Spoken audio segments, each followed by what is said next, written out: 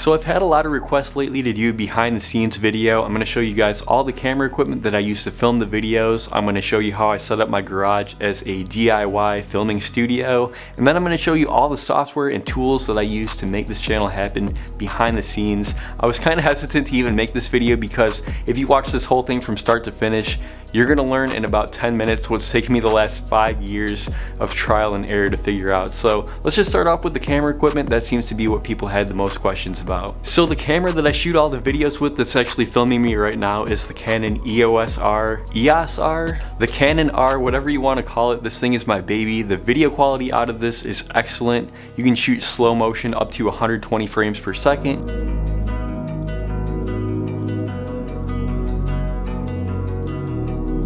You can shoot time lapses within the camera without any additional hardware. It does technically shoot 4K, but it's got a lot of quirky limitations, so I just shoot all the videos in 1080 and then I upscale them to 2K in my editing software, and I don't know, I think the quality looks just fine. Nobody's complained about it yet. So video quality and specs aside, the best thing about this camera is actually ease of use, which is really important when you're a weirdo that just, films yourself all day. It has a flip out touchscreen, so not only can you see yourself, you can frame the shot, see your exposure, but it's also a touchscreen so you can control every setting and every menu on the camera from in front of the lens. I cannot tell you how crucial this is, and I'll never buy another YouTube video camera that doesn't have that flip out touchscreen. The lens that I use 99% of the time is the Canon 24-105 f4. Most of the videos that you guys see are shot from start to finish just on this one lens. So 24-105 is a really good focal length if you just want to have one lens that can kind of do it all. So at 24 millimeters, it's wide enough that I can get the whole car in the shot even inside my garage. I can also hold the camera out at arm's length and vlog with it. And then I also have the option to zoom into 105 if I need to get some really close-up detailed shots, show you guys what I'm working on. It's really good for that. Also, this lens is image stabilized, which is important because I shoot all of these shots handheld. More on that a little bit later in the video. The other lens that I use occasionally is the Canon 10-18mm with the EF to RF adapter. This is an ultra wide angle lens. I'll use this if I'm shooting inside the car if I need to get an interior shot, or sometimes in the garage where the 24mm isn't quite wide enough, I'll use this. But again, most of the stuff that I'm shooting is on the 24-105.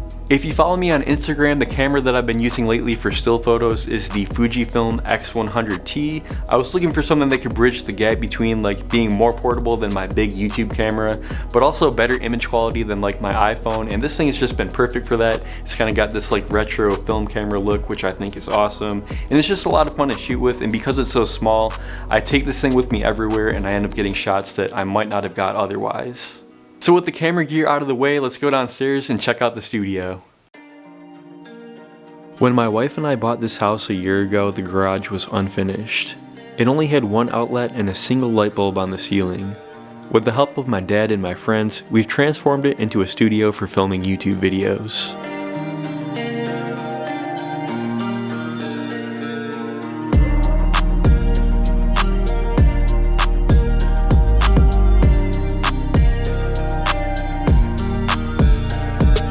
So what you're looking at right now is a typical behind the scenes of how I would normally shoot inside my garage. So to my right here, I've got a Godox SL60W LED light. That's my main light. And then I have a 34-inch newer diffuser on there. And that's the main light that lights my body. And then on this side, I have just a cheap softbox with a tungsten LED bulb. Might seem a little bit weird to do that, but I like the warm light on this side. Kind of adds some natural color to the side of my face, which I think looks nice. And I use this light for more cinematic shots. It just adds a little bit of color contrast to the video, and I really like how that looks. So then the microphone is actually on a boom stand, and it's just barely out of the frame here. If I pull this down just a little bit, you'd be able to see it, but that's how I get the good audio even in the garage. And then I've got that running to the camera with this 6-foot aux cable. Just a pro tip with these, get yourself a red one, that way you can see it and you're less likely to trip over it. So just to demonstrate how important lighting is, this is what it would look like with just the overhead ceiling lights on. And this is the same shot with the studio lights on. So like I mentioned earlier in the video, I actually do own a gimbal. It's just that It's just kind of a pain to set up every single time. It takes, like, when you put the camera on it, it takes about 20 minutes to get it balanced properly. You have to balance every time that you put the camera on there, and because of that, I just find myself not really using it as much as I thought I would.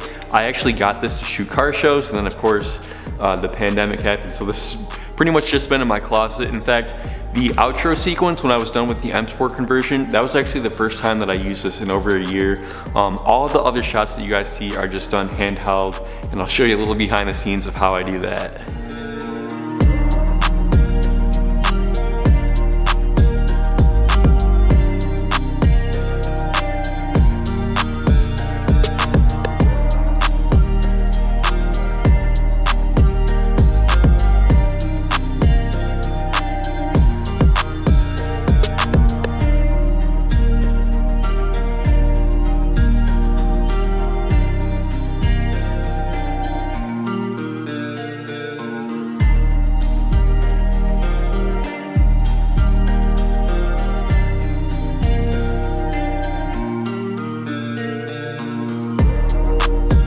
So I just want to say I am not like a neat or organized person at all. For a second I thought about cleaning this stuff up for the video, and then I thought, you know what, let's just let them see what it actually looks like just outside of the frame that you guys see on YouTube. I edited all the YouTube videos on this 27-inch iMac from 2017, and it's nothing too crazy, but it gets the job done. And then I recently got this Keychron K2 keyboard, and let me just say, once you switch to a mechanical keyboard, there's no going back.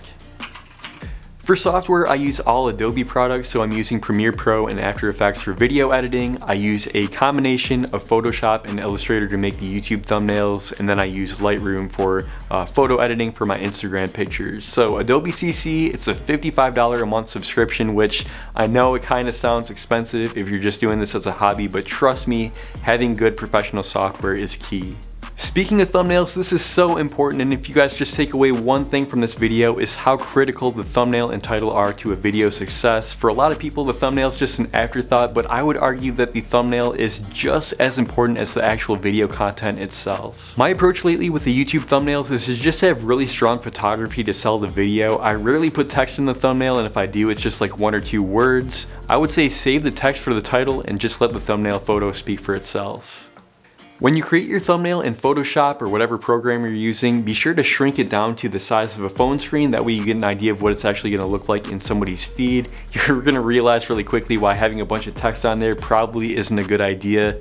But my other piece of advice is for each video, create 2 really distinct different thumbnails. And then if you post a video it's not performing the way that you expect, swap those thumbnails out and learn which ones people are more likely to click on.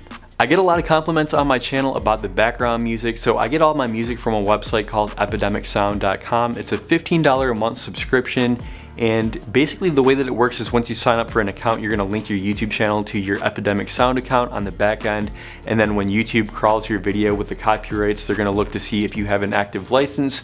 If you do, then you never have to worry about getting demonetized for music ever again. With Epidemic Sound, I typically use like chill hip-hop beats. I tend to use music that I would like personally listen to, and then I just put it in at a low volume. The thing with Epidemic Sound is like they have a ton of music in there, but sometimes you really have to dig to find good stuff. But I think that finding the right music for your videos can really set the whole tone, and it can change the whole perception of a viewer's quality of a video. While we're on the topic of software, I'm going to touch on affiliate marketing, which is how myself and many other creators make a secondary income besides Google AdSense. Now, affiliate marketing is when a company pays you a commission for recommending their products. The 2 main ones that I use are Amazon Associates and Keys Motorsports in-house affiliate program. I would say that on any given month I make maybe 60% of my income comes directly from YouTube, and the other 40% is from these different affiliate programs. When you post a link to a product in your description and someone clicks on it and buys it, you're gonna earn a commission on that sale. Now, Amazon is like one of the lowest paying programs, but it's definitely one of the easiest to use, and there's almost no barrier to entry to get started. You guys watching this video right now could create an Amazon Associates account in about 10 minutes and you'll be up and running. I'm gonna leave a link down in the description just in case anyone's curious about that. It's super simple to set up, and you can start earning affiliate commissions today if you really wanted to. Then I use a site called kit.co to organize my affiliate links. So as the name suggests, it allows you to make these curated kits where you kind of group your affiliate products into categories. So for example, on my channel, I've got one kit for all my camera equipment. I've got a kit for all the F30 mods. I have a kit for all the tools that I use when I'm working on my car. So it's just an easy way for your viewers to see at a glance all the different products that you're using in one place. And it's also a good way to declutter your video descriptions. That way you don't just have like 50 affiliate links and it's just like confusing and cluttered. With this, it just makes it a lot more streamlined. The last tool that I want to touch on is a site called Genius. I have to give a shout out to my man ODI Productions for putting me onto this one, but Genius is link building software. So what you're going to do is you're going to link your Amazon account, and then Genius is going to go through daily. It's going to check to see if any of your links are broken, if any of your Amazon products are out of stock. It will let you know so that you can fix them. And you pay based on usage, but even for a channel like mine, it only ends up costing about $15 a month. I've tried to talk my friends into using Genius and they're like, $15? I don't want to pay that. But dude, how much does a broken link cost you? Like if you have a viral video that's pointing to an affiliate product, that one broken link could be costing you hundreds of dollars a month. So for me, 15 bucks a month, totally worth it for what I'm doing. Another huge benefit of Genius is being able to link all of your international Amazon accounts. So for my channel, obviously I have viewers all over the world. I love you guys. So that means I have to have an Amazon US account. I have Amazon UK, Canada, Germany, France, and a few other countries. And with Genius, you log into all those accounts all at once. And then when you're building links, it'll automatically redirect the customer based on where they live. So a lot of people might not even realize this, but if you only have like the Amazon US associate account, you're only gonna get US sales. So if you want to get those international commissions, you're going to have to sign up for all those different countries, and Genius is the best way to link them all together. One last thing, you don't have to know everything on day one. The fastest way to learn is to just start making content. Make mistakes and learn how to fix them. These incremental improvements will give you big results over time if you stay persistent.